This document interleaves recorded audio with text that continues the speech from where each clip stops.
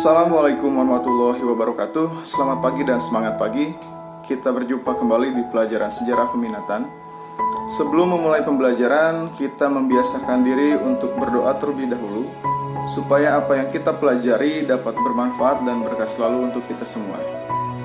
Dan Bapak juga ingatkan, jangan lupa untuk isi absensi terlebih dahulu sebagai bukti bahwa kalian mengikuti kegiatan pembelajaran hari ini.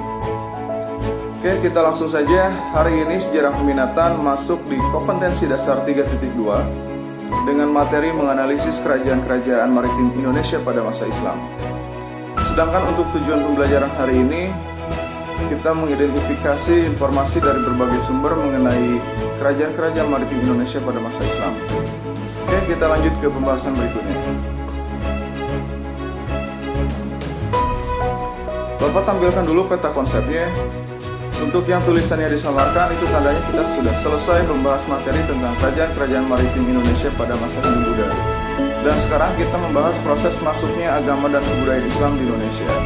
Pembahasannya diawali dari proses masuknya Islam dengan berbagai teori-teorinya. Oke, mari kita masuk ke pembahasannya. Yang pertama, proses masuknya agama Islam ke Indonesia. Agama Islam pertama kali lahir di kota Mekah, Arab Saudi.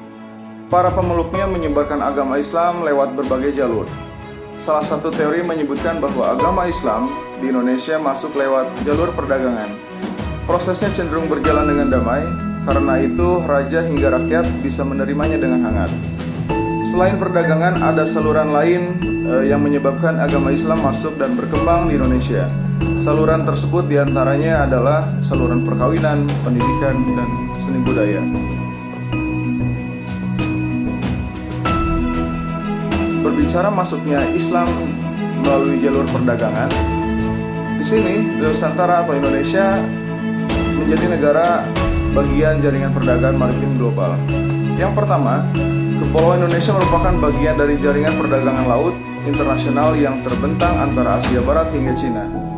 Kemudian yang kedua, selain menjadi daerah transit dari perdagangan, Kepulauan Indonesia juga menjadi daerah penghasil berbagai jenis komoditas yang berharga.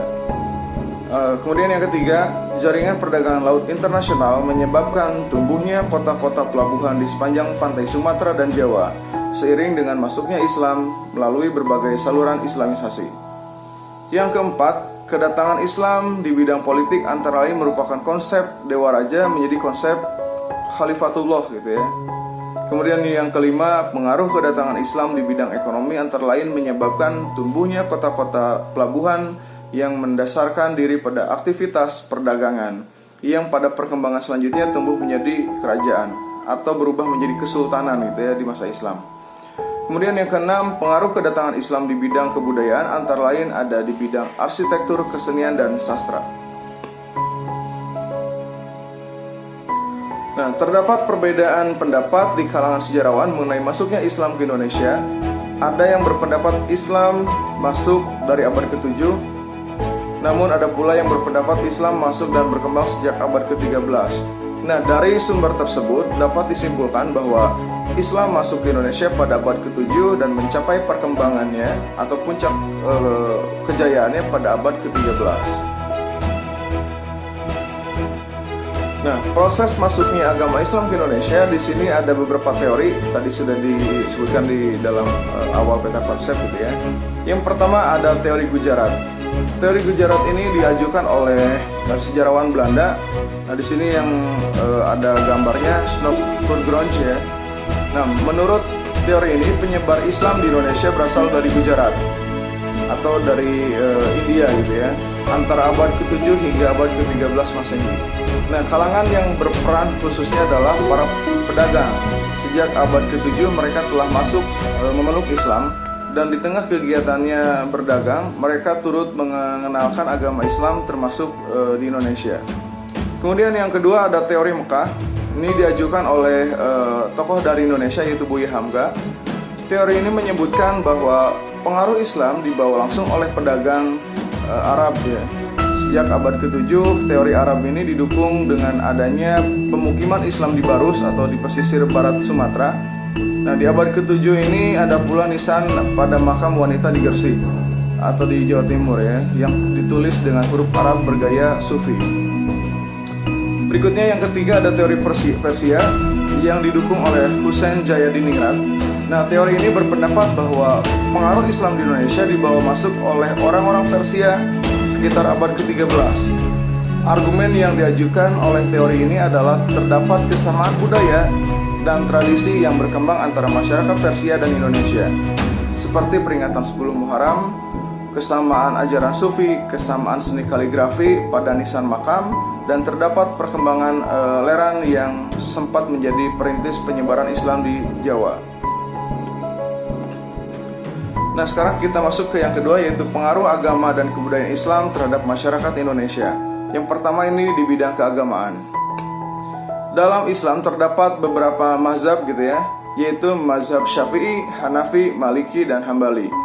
Dari keempat mazhab tersebut, yang paling berpengaruh di Indonesia ialah mazhab Syafi'i.